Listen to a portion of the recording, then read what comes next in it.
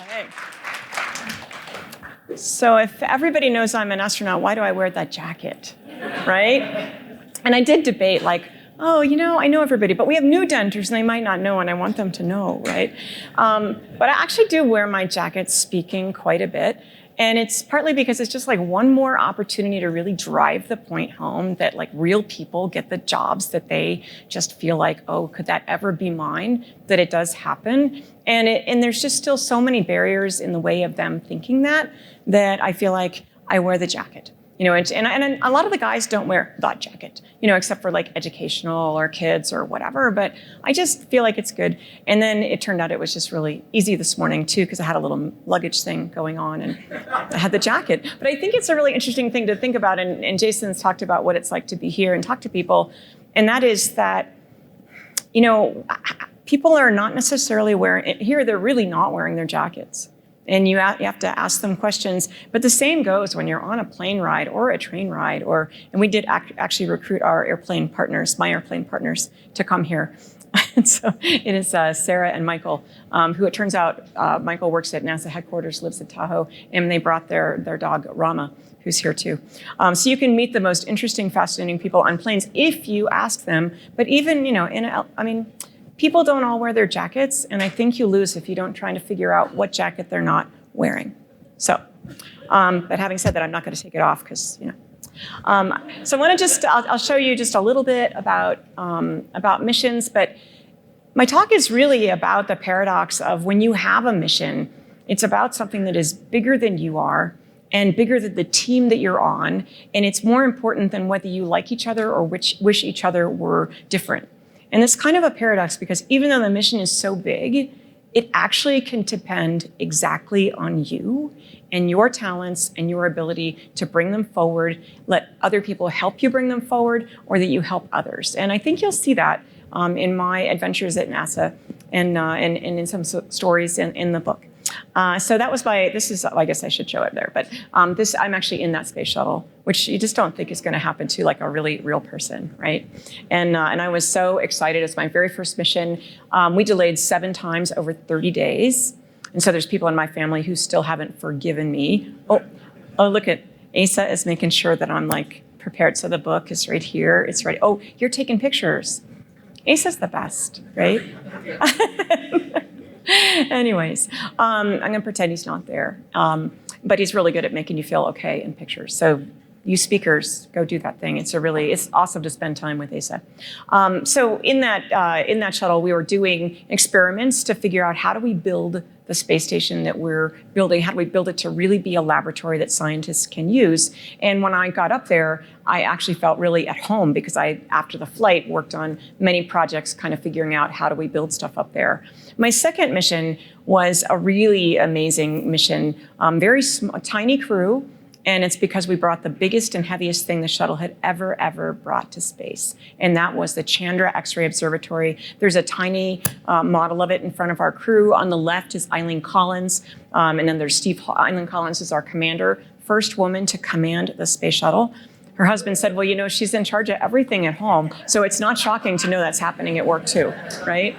He's a great guy. And it was great to be on the mission with her. And one of the things that I learned was that there are different styles of leadership, and Eileen's was different than many other people I'd been with, and that I could have my own, and it might, actually go into that category of leadership with a capital L. So that really meant a lot to me. The rest of the crew, we have an astronomer, Steve Hawley, Jeff Ashby was our pilot, so that's like the co-pilot of the shuttle. Eileen was the main pilot. And then Michelle Tonini, a test pilot from France, and myself. And I was in charge of the telescope, and Michelle and I, as a team, were in charge of deploying it. And this picture, in focus, thank you. Asa, did you see in focus picture? I took that. Only because we actually got to bring the first high definition video camera to space, and all the photographers were like really, drooling over this thing. And so whenever they take video and stuff of our crew doing things at the Cape before launch, I would go, hey, I have a great camera. Do you want to use it? And I would give it to them, and we'd have great video of our crew. But that is our telescope on the way to space. It's part of the family of telescopes, where there's the Hubble that looks at visible light, some infrared. There's the James Webb that is looking at infrared, also looking very far back into the universe. And that's a bad explanation, Mr. Headquarters, Michael. Yeah, Michael can help you with a better one there. But this is Chandra, which looks at X-rays, and my way of explaining that is that it's the really highly energetic events that happen when stars are exploding, supernova, when galaxies are colliding, and that when black holes are sucking things in, they're also spewing things out. And that's the way you can recognize them, is to track these high energy particles. And literally, so we launched this telescope in 1999, supposed to work 5 years, and actually has been working for 25 years. So it's amazing. And so, I mean, there's literally everything that you hear about black holes, or even things like gravitational waves. Some of the Chandra data was used to figure out where should we be looking, how should we be looking, different things like that. So it's really the basis for a lot of scientific discovery. And I was really so honored and terrified to be in charge of this $1.8 billion telescope, because if you screw this up, I mean, it's going to think of all the things we wouldn't know. And nobody wants to be that person, right? And so I studied really hard. I worked really hard. I stood up for the way that I needed to learn and things to launch this telescope. And it led to the first images. Chandra did not take these images of a black hole, but these are, now we are able to image black holes. So this is actually almost a really clear example of a really big mission that's so important, where I'm like a tiny little part, but at the same time, I have a certain responsibility to do my best, because I really could influence the outcome. And I think here at Dent, we're just really, a lot of us are interested in passionately making change in our own way, in whatever realm it actually just is the one that feels like ours. And so I'll go quickly over my space station mission. This is actually a unique picture. Only 3 people have ever seen it with their own eyes, and that is when we backed away in the Russian Soyuz for a landing.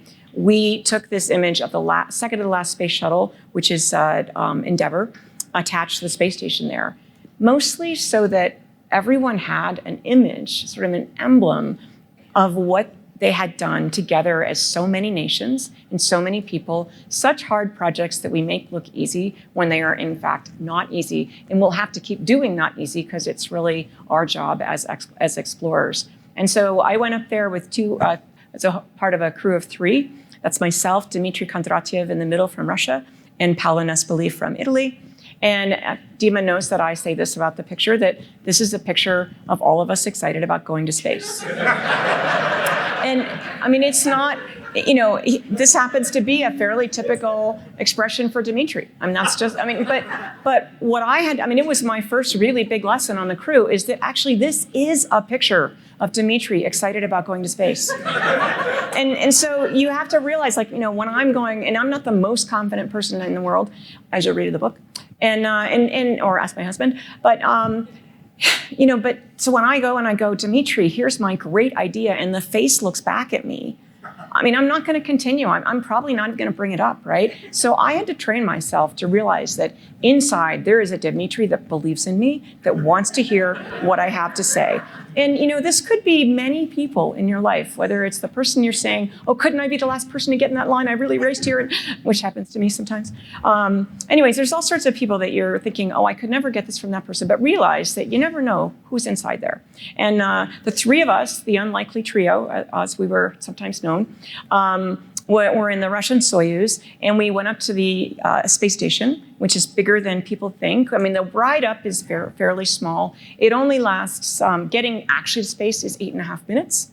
Parallel parking can take anywhere from a few hours to several days. And in the old days, which is when I went, we got to be by ourselves for a day and a half, almost 2, in that tiny little spacecraft, orbiting the Earth by ourselves. It was just like Mercury, Gemini, Apollo, just the 3 of us, not in some giant space shuttle, but just the 3 of us, and very few people at mission control in Russia. So it's very wonderful to be there. And this is about a 1.5-minute video that just kind of shows different things from the mission, everything from Josh and Jamie seeing me off, and Josiah, my stepson. Whole family was there to see me off from Russia, from Baikonur, which is a little part of Kazakhstan that Russia rents, where Yuri Gagarin first launched. In fact, we went from his launch pad. And here we are coming into dock. That's the parallel parking part.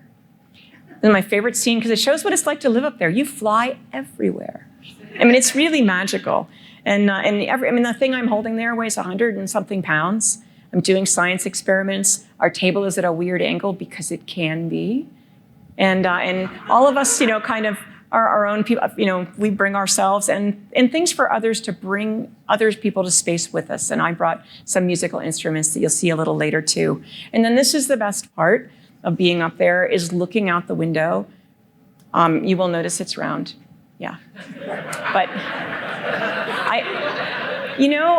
our job, actually this is why I love Jamie and the skeptics, is that their job, they're like, Cady, we want to arm people with the explanations that other people can hear about why what they think is not true. And so looking at the Earth right here, all those little big lights are city lights, and the sparkling ones are lightning. And I was just in Ireland last week, and they all thought that I made this film just for them. But actually, I'm a quarter Irish on each side, so it adds up to much more than a half. And here's our crew. And so when we get up there, the three of us meet three other people that are up there. So now we're 6, okay? So we met Scott Kelly and Sasha Kaleri, Alex Gripochka. So we're up there as 6. A few months later, they go home, a new 3 comes up. And so this is Ron Guerin and Andre and Sasha. And how do we get from being a team of people, you see us in the picture, we're all posed on our best behavior, doing whatever the ACEs have asked us to do, and in a picture, and how do we, but you already know a little bit of our tale. We're all really different from each other, and we do not get to choose our crews, and they are not, I think this might surprise people, not chosen with crew compatibility in mind. And it's not because they don't care, it's just there's no room in the system for, it's this country's turn for an astronaut, and this thing is on the mission, and somebody, some other country, they need somebody to go on this mission so they can be the commander on another future mission. It's very complicated. And so how do we get a crew that is very different from each other and do not choose each other, especially to go camping for almost 6 months together, to become this crew that finishes each other's sentences? And so I thought I would share some of those things with you, because I think each of you here at Dent has something that you're passionate or interested or fervent or hopeful about. And I can guarantee you that you're not going to accomplish it alone. And so how do we as a crew of 6, function up there? And we have a real advantage in that it's very clear to us there is no one else coming. Despite what you might see, aliens, nobody showed up, right? But seriously, we're the only ones there. And so if your crew does not do the job, it's not going to happen. And that means that you have to do what you can do, and you have to ask for the help that you need, and you have to look around and see who else needs help that doesn't know how to ask for it, right? And so there's those kinds of things. And so we can imagine for a minute, so this looks pretty isolated, right? We have that luxury. It's just viscerally clear that you're the only ones and no one is coming. But as we look down at that Earth, to me, it looks like that is spaceship Earth. And that every one of the people down there, except for the 6 of us, is the crew of Spaceship Earth. And actually, we are the crew. We're just deployed on a business trip, right? But the crew of Spaceship Earth, and I think a lot of the things we're interested in, we're trying to understand how do we get people all together, from around the world to be connected with the right resources, the right disciplines, who know and understand how to get a project accomplished. How do we find each other, and how do we work together? And so we could pretend here at Dent that we are on our own little Dent spaceship, the spaceship Dent. And there is no one else for the next 2 days. And so there's no one else better coming. You look over, you're like, I don't know, nobody else seems to want to sit with that guy over at the breakfast table. That was my husband, by the way. Anyway, so I just think it's, if we think about us as a crew with a mission, which is to help each other, with each other's missions, I think it might make sense why you might want to know these things, which is just, for us as a crew, we're 6 individuals up there on the space station. The shuttle comes as well. And in this picture here, I think a couple people stand out. There's President Obama, the only person of color, the only president. We're clearly in a pretty cool place there in the Oval Office. And I'm the only person wearing a colorful thing. One of the Kelly twins looked at the other and said, "Yeah, didn't tell her." Because I had a little wardrobe change, but I think I looked very good. And so then we have a bunch of guys who might look like they might be the same because they are all white guys, some tall, some not, right? And yet, I've flown with all of them, and even the identical twins are not the same. They're very different, and in order to get something accomplished with each of them, I have to think differently, and and the equation changes with everyone all around us, no matter what the makeup is. Now, at NASA, we have the luxury of getting to do very cool things, which is to go do things like I got to go on an Antarctic meteorite hunting expedition. Spent 2.5 months door to door, 6 weeks in a tent, and I am not a camping girl. My husband, Josh, was really excited, and I finally just said to him, "Sweetie, do you realize I'm not taking the baby with me?" I was a last-minute replacement for somebody who couldn't go. So anyways, he's like, "Oh, really?" No. But of course he knew. And it was really pretty wonderful for him to make sure that that was something I could do. And here we are, a motley crew of 4 who do not choose each other. And I learned some lessons there about what it's like to be far from home, and that it's easy to think, oh, that person, they do the same thing. We get up in the morning, that's what it's going to be like, that's what they're going to say. And if you look for the things that you will find them. It's easy to do. And you will never find anything else if you only look for what you already know will be there. And I realized people aren't going to change. People aren't going to change, and no one else is coming.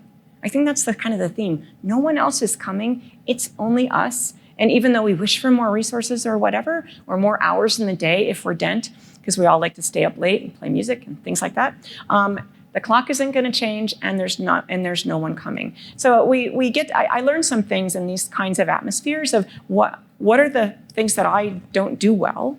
I lived underwater for 11 days actually. And I learned that by being the person who stays up latest, because that's the time I get to be alone and kind of figure things out, I also end up with the least amount of sleep, which is bad for everybody, right? And so I learned a lot in these environments, which is pretty lucky. And then I think the cool thing is that underwater was really amazing to live there. And you can't come up, that's the dangerous part, until the end. But we did have neighbors. But back to the space examples, how do we make this work as a crew? And I think one thing is to find ways to connect with each other. And Dent has printed these nice badges for us, and it puts some labels on there about where people come from or what they do, and what their names are, so you can find each other and just don't be shy. Go, hey, can I see your? All of us, we've met in past years, some of us, some not, some people you might have seen in the media or something, and just ask people, have we met before? And then you go, oh, I'm sorry, I forgot. Just be people. Everybody, no one worries that you don't remember their name even though you talked to them yesterday. Just be yourself and be joyful and meet. And Paolo, you can tell that's a really easy person to do that with, to connect, because he's just out there and joyful and easy and flamboyantly, whatever. I did find that if I really wanted to get to know him, I had to learn to eat lunch with him, right? Because, he's Italian. I don't think he can eat lunch alone. Or dinner, seriously. On the space station, Scott would be off eating, and he would, and Paolo would come, hey, you ready? And I'm like, I'm going to be another hour. He goes, let me know. Just, eating together was really important to him. Nicole Stott and I, she came up on the shuttle. We have kids about the same age, and, a single look between us, says something like, hey, did you have an entire day already at 8 o'clock in the morning here, now that we've showed up for training? And I'll be like, yes, I did have that kind of day. Because, how many parents, and it's not just women, but how many parents show up at work and just feel like, oh, I've already had day one, and now here I am, 8 o'clock in the morning at the office, ready to start my day. And so, Nicole would understand that. And what we figured out, in a way, is that it took being vulnerable to each other to really cement those bonds. And this is Al Drew on the left. He had done a spacewalk, and it was such a hard spacewalk. And actually, he and I had to be so honest with each other about what we were worried about and what we felt like we were good at, and what we had to, how to find a subtle way to tell the other one to be quiet now, even though you're never supposed to tell the spacewalker to be quiet now.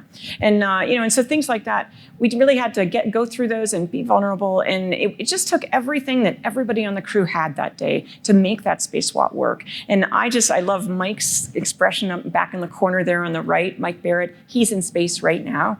And Al's, and when I came in to take pictures of his gloves, which we always do after spacewalks, he just grabbed me, and it just was this moment, and it's my favorite picture out of probably the 60,000 that I have from being up in space. And so now how do I connect with Scott? And he knows that I say that the robot is the one on the left, right? But if you let people surprise you, Mr. A few words, okay, where the people would say to, apparently management said to him, how's it gonna be being with Cady who talks a lot? I'm like, nobody asked me that. How's it gonna be being with person of few words, right? But if you look at this picture, this is Scott too. He's just found the most amazing slingshot on the space station, and we are gonna use it. And so when you look for that person, I found the person who was really the king of non-judgmental feedback. I mean, which I liked, instead of saying, Coleman, why does it take you so long to do that? He would give me an example, or like, Cady, this might not work for you, but I noticed, you're slow at the beginning and the end, you're fast in the middle, and I think it's because you're really precise about unpacking and packing. And maybe we could just like say, okay, it's Monday, everything goes on the left, instead of finding a perfect place where you then have to find it later. He could have said, Coleman, how come you never finish anything, like on time? And I would have been like, oh, I already know that, and it's just not helpful, right? But instead, he gave me some options that were useful, interesting, and I felt like we were on the same team. So another way to be on that same team is to realize that each of us has their own perspective.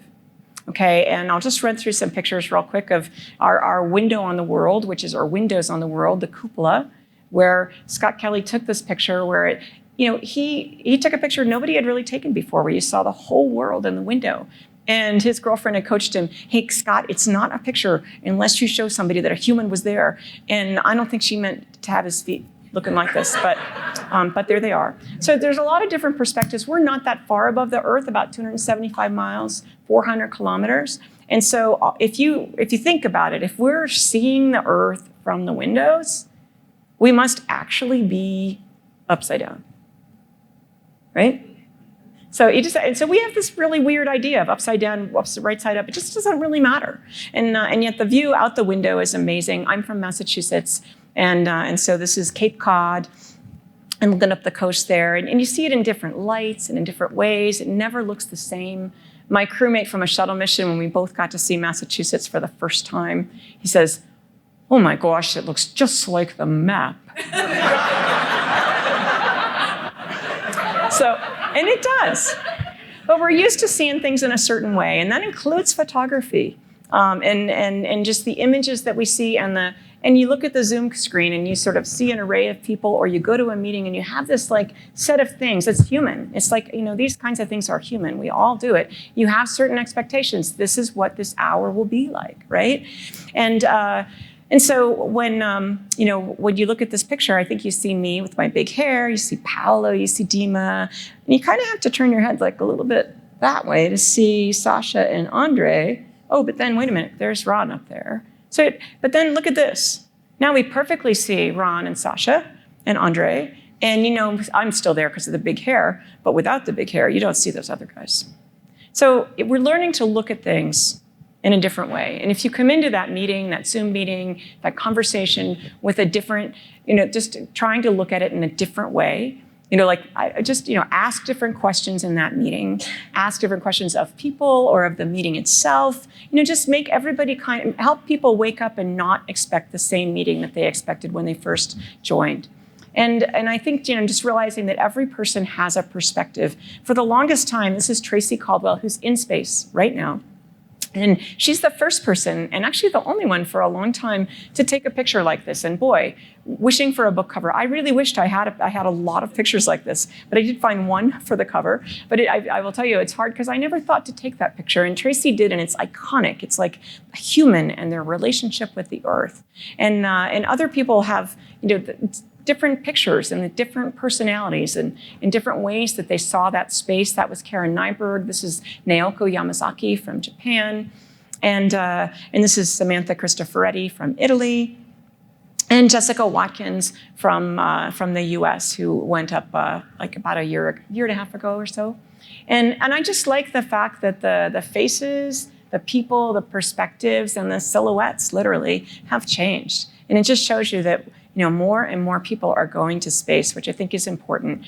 And here we are with I think this is really clever what Karen and her crew organized, but everybody's there, everybody's different. You don't always see all of them all the time, but it's your job to remember exactly who's in that line and the fact that even after 6 months, you probably don't know everything about them, and you can never ever stop looking, trying to understand who they are, what they bring, and how to help them bring more, and also to realize that what you have to bring, how to help other people bring that out.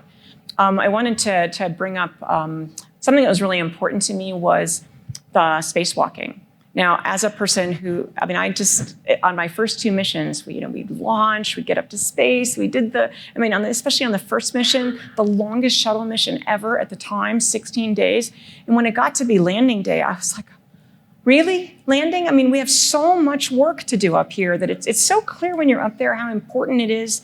Just taking away gravity, as a scientist, you've taken away this huge variable, and we can find out so much that comes right back down here to Earth. I'm not campaigning, but understanding fluid physics better it tells us things about every process that is flow through a pipe, every process that is about interactions of a fluid and a surface, whether it's a COVID test or pollution or shorelines receding, all those kinds of things. It's all about fluid physics, not my thing, but actually my thing to do on orbit and learn how to do. And so I think it's really important what we do up there. And I think it's really important that we bring everybody's ideas. And I was excited about living. I didn't care so much about whose taxi it was. I just wanted to live up there and work up there for a long time. And then they ended up eliminating, for the space station, the small suit. So they decided they just couldn't bring and support all the sizes. So they're supporting not the small, but the medium, the large, and the extra large. And it eliminated about 1/3 of the women and a few other people, guys who shall remain nameless because they didn't want to be in the small group, right? Anyways, and it was a serious thing. Excuse me.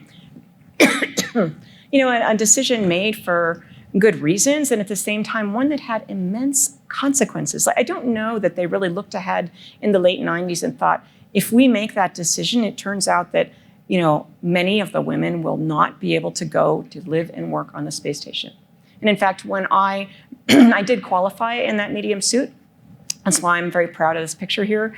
So I was qualified to do spacewalks. I had above average grades, and I was really proud to do that. I didn't do it alone. I had a lot of help from women, from guys, from people who thought, we've got this situation, and it's almost like an emergency. How can we make sure that more people are qualifying in that spacesuit so that we can get them to the next stage of what we're doing, which is living and working on that space station? And so I did qualify in that suit. I'm very proud of that. Tracy Caldwell, whose picture you saw, came back from her mission and said, we are training people in a way that is not working. I came back thinking that, if I had been trained differently, I would have done better up there, even though we did succeed in our task. Those are brave things to have to do, or they're brave things to do.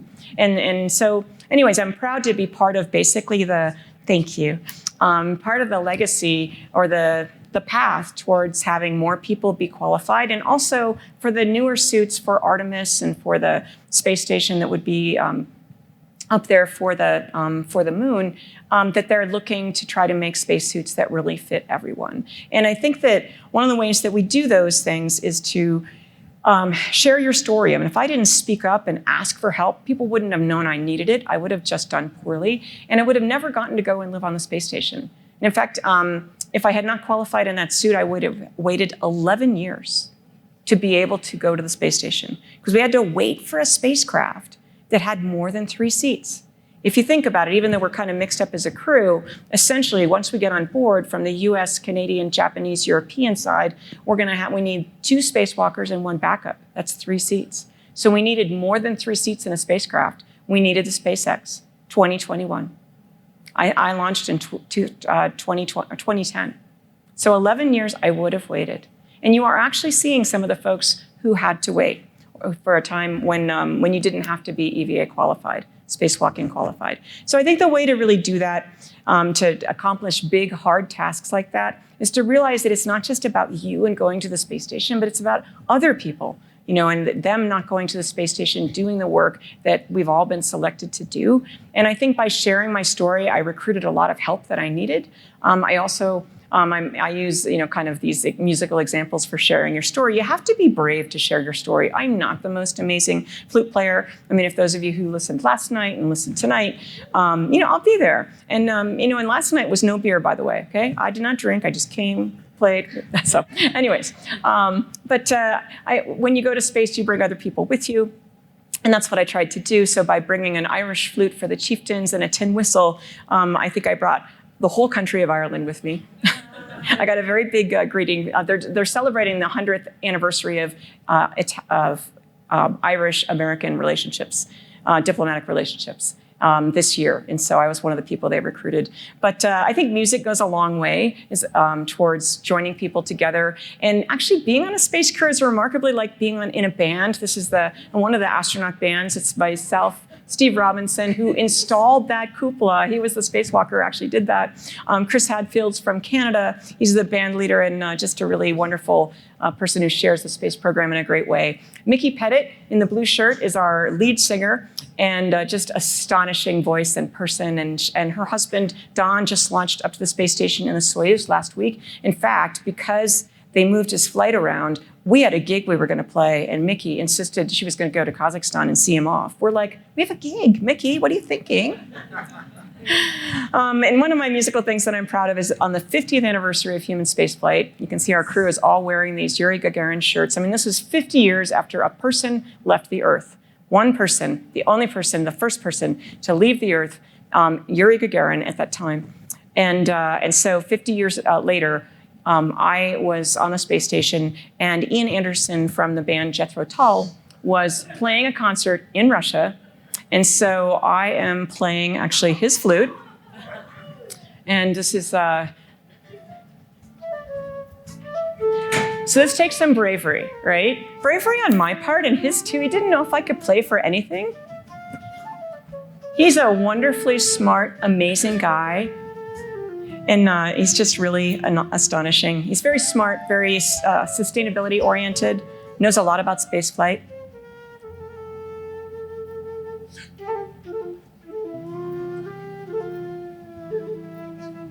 He's awesome.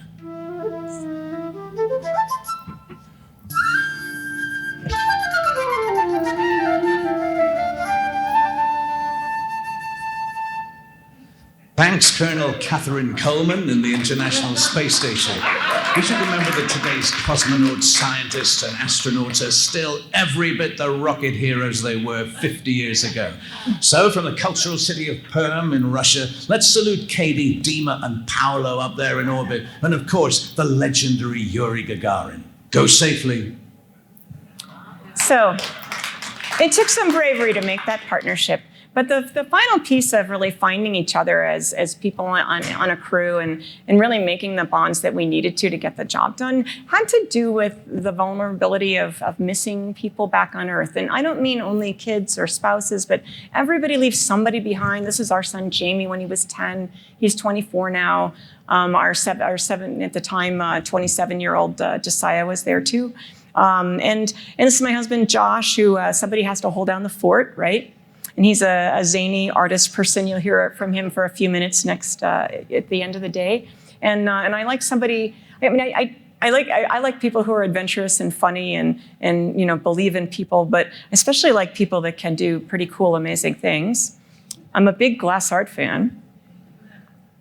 And that's just like a morning, oh, I'm gonna go light the furnaces, sweetie, And ironically, he made space art, which we made a dozen years before we ever met. But I really believe that different people explore in different ways and that we cannot leave behind the storytellers on our teams. And in fact, I love this sort of modern way that I see sometimes with big competitions where they require a person on the team to be named the storyteller. And it has to be a distinct job, and really, its importance of showing what the mission is. And so Josh really loves space phenomena, and I love when he sees it and what it really becomes, and it's just really amazing to see things through his eyes. And of course, it got very expensive for me, so I had to get married, right? But it did make it easier. We do get to bring like a sandwich bag of things up to space. There was no weight limit on the sandwich bag. until me, right? But I really love, I mean, to me, and even if I didn't love this guy, I did love the planets long before we ever met. And when I graduated with my PhD, one of the things I wanted to do that day was go to the store, the gallery that had them, and pick one out to represent the next step, to kind of remind me, what I wanted to do and that it might actually be possible. And so I really love the fact that these little planets that are about this big against our very own planet, I just think there's some similarities. But in the end, it was that sort of, family and the people we care about. This is our sons, Jamie and Josh. And this is our whole family doing science together. That's a zero gravity Cheetos experiment with Maine Coon kitten. And I think we also do some generous sharing. Actually, we're in a PBS documentary as a family. It's out right now on PBS, as well as Amazon Prime and Apple, and it's called Space, The Longest Goodbye.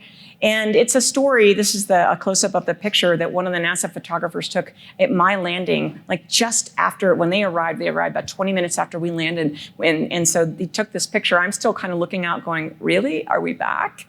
And I just, to me, it's like an amazing, iconic photo. And in this film, it looks at what does it really mean for families to go and, to leave people behind, both for the people going and the people who are left behind. And I think it's a movie that was made pretty much during COVID. An interesting director that asked me questions nobody had ever asked me, and I thought they're important. And I often sort of, not represent, but I sort of volunteer to tell family stories, which my family, says is okay, and we still talk about that. But because there's often a sort of assumption that you can't, have a family and do these things. And I'm not saying it's easy or that we succeed every single day, but it's important to put it out there that we're all real people and that people of all different dimensions are going to space or doing whatever is their passion. And so I really loved being a part of this documentary. And unfortunately for our son, it became very clear in the documentary that the look of, I heard you've been rude to your grandma, can actually be conveyed from space. It's been actually a very moving family experience. Our son, Jamie, is now 24. He was 23 when he interviewed with the movie. And in a way, I got to watch this film with my 10-year-old and my 23-year-old at the same time, Josh and I. And I mean, I can't vouch for Josh, but I cry pretty much every time I see this movie. But it's a movie that NASA could have never made by themselves. And certainly they did it in cooperation with Ito. It involves Kayla Barron, another astronaut, and her family, and a bunch of really creative things about how do we help people. Some of them are really bizarre and I think would never work, but you actually probably be surprised at how effective they could be to keep us company, to give us some human resources when they're scarce. And so it just was a really interesting thing to be a part of. And I'm just going to finish up here in the last few minutes and talk about some stories of, I think, people and efforts that have really made a difference that I think are worth just understanding better. And this is a group called Astro Access. And it's a group a few people with the Psi Access group just said, instead of thinking about whether people with disabilities could fly in space in the abstract, why don't we just start listing what are the challenges and start solving them? Can they strap themselves in and out of a seat? Do they know when something important or urgent is happening? How can that be conveyed? And I've gotten to do some coaching. Some of these experiments they're doing are up on the zero gravity flight. The Zero Gravity Corporation has sponsored them. And this flight was a changing experience for me. This is a group of like I guess a dozen people. We had 6 people who were mobility challenged, 4 of them in wheelchairs. We had, I want to say there were 4 people that were sight challenged and 2 that were hearing challenged and in some way. And being up there, just seeing what freedom they had that they didn't have here on Earth, but also the ideas that they came up with. I mean, this is Cece Mizik. She's an Army veteran, injured as a paratrooper, is in the Paralympics as a new bronze medal, silver medal winner. And I mean, this expression, it gives me chills just to be looking at it here on the monitor, where I got to be her coach on the second flight. And we set up kind of a web of straps so that she could kind of pull herself along, but be able to control where she went. Like if she gave herself a shove and flew, that she'd have a place to catch herself. And she said, but Cady, I want to be flying. I want it to be on the ceiling. I said, well, it could be, but it's really hard to construct it up there, for one thing. And for another thing is that whenever we like start pulling up, wherever the floor is, that's where you're going to be. And everybody's going to need to make sure that you are safe. And that means it's going to take you time to get up there, and we only have 30 seconds. And it's going to then take them time to, everybody's going to want to go, oh, let's get her safe down here. I said, but as soon as you're on the ground, and as soon as we like come up and nose over and we're floating, you are going to be flying. And as soon as we did that the first time, her face, she was like, Cady, I could go anywhere. And it's just, I mean, it's really amazing. And this is Dana Bowles, who runs the science communication page at NASA headquarters. She was born without arms or legs. She uses artificial arms. And we really had some hard conversations, and I had hard conversations with others. Like, Dana wanted to do a certain part of this exactly by herself when I could have just helped her.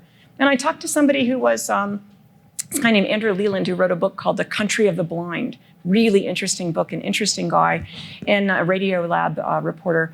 And I was like, how come I can't help her? And he said, well, Cady, if, let's say it's like a rainy day and you're driving and you see somebody with a disability and they're walking along and you think, oh, I should help them in the rain. Well, but they're actually just going on their walk every day.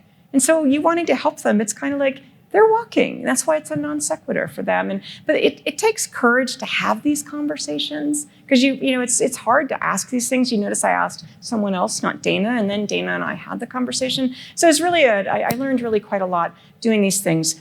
But just going on to examples where different people having leadership have expanded everybody's world. I mean, the Astro Access example I just gave you, they're now designing the safety procedures differently on that zero gravity plane. Instead of just saying, hey, 10 seconds to go, they're having the lights change colors, like green, yellow, red, to indicate that, because maybe people can't hear, the signal. And also, it's so much sensory overload. More ways to say, you're about to hit bottom there is really valuable. The fire indications of like, where is all the equipment placed on the space station? There's great labels everywhere. I know because I helped make them, right? And I know where they are because I needed to know that. What if it's all filled with smoke? Wouldn't it be nice if they were like raised and you knew which way the fire extinguisher really was? So some of those things, turn out to be really great ideas for everybody. And another example I'll just give is, I am very proud to be on an Irish stamp as of a few years ago, 5 years ago for the moon landing. I was very proud to be on this stamp as a series of 4 stamps. The person in charge of creating this is the father of these 2 kids. And he wanted to make a series that would really not just be a series of stamps of astronauts with Irish heritage, but would actually make a difference in the way people went forward with their lives. He said, what if we put people on the stamps that aren't dead yet? And people were like, I guess so. And so he did that, and that gave him the ability to have women. And so then there was Neil Armstrong, Michael Collins, Eileen Collins, and myself on this series of stamps. And when kids in Ireland mail a letter, then they think nothing of having a woman astronaut on that stamp. And I think that all these little ways of making progress, of making it normal to have everybody's talents appreciated, they all add up. And just the other night, I was in Ireland for Culture Night, celebrating that 100th anniversary of US diplomatic relations. And this is the Trinity Library. And this globe is actually hanging in the Trinity Library. And to my left is Nora Patton, Dr. Nora Patton, who is an aerospace engineer who is going to be the first Irish woman to fly in space. And it just was this really amazing way to celebrate the future. And here in my last minute and a half, I will just show you a few slides of the future. But I hope you've realized that even though the missions are big, we ourselves are really capable of changing that future in very positive and interesting ways. And so I think it starts with this photograph of seeing the Earth from far away. And the Artemis missions that are coming, this is the one they've already had, Artemis 1. But it just kind of gets you thinking. Right now, I mean, we launched one around the Earth, went around the moon, came back, testing, like, do we really need that much of a heat shield? Testing all these things that we wanted to know before we put people on that spacecraft. I actually got to do a little of the testing even when I was there back in 2014 or so, and so that's actually me in that picture. And then this is that Artemis 1 on the launch pad, and it just was so impressive. And I wanted you to understand that these missions are happening. You don't always hear about them. They might be delayed. So many things are new and different, and they're trying not to do things the way they've always done them. And we need new technology. We need new ways of doing things. And so these things are hard. And this is that Artemis rocket and actually launching off the pad. I was actually there for the launch and working for ABC, but they weren't covering it live. And so we actually, I'm not going to show you the video. You can see, I'll show you the video when I'm signing books, we'll have it playing. There is a video of the launch, but it was the most astonishing, crackling thing. And I'm actually, even though I'm supposed to be there doing commentary, we're not live, so I don't have to say anything. And I got to actually just be present and watch this thing and hear this. Even in the video, you can hear it just crackling through. And I think when you look at these pictures, you realize what it means to people to go to space, that it's really important what we're doing, and that real people are on these spacecraft. This is the crew that will be going up. This is Christina and Victor and Reed and Jeremy. And they'll be in a spacecraft and they will see views like this, and it will change them. And they will come back and they will change other people. So I'd like to thank you for the missions that you're on. It's always so interesting to discover what other people are doing, and it's always encouraging to me to help to understand what other people are working on. And I've loved to know what the problems are, because maybe I can connect you with someone who can help solve them. I seem to be a connecting person, but in the end, I did actually write a book with a really wonderful writer, and I'm very proud of the book and selling it here. I'm actually not here at the big book signing thing tomorrow, so if you want, I do have books here with me today. This isn't pressure. You can always write to my website, and I'll make sure we put it out by email or whatever. But if you just say anything about being from Dent when you buy that book, it will be the same price as the cover of the book plus a little postage. But on my website, I actually make the prices higher just because I don't like to compete, because I'm autographing. I don't want to compete with the local booksellers. So just ignore the higher pricing. Know that it will come back to your bank account, but you can buy things from me now. And I hate to be doing sales talk or hit the microphone, but thanks very much for having me.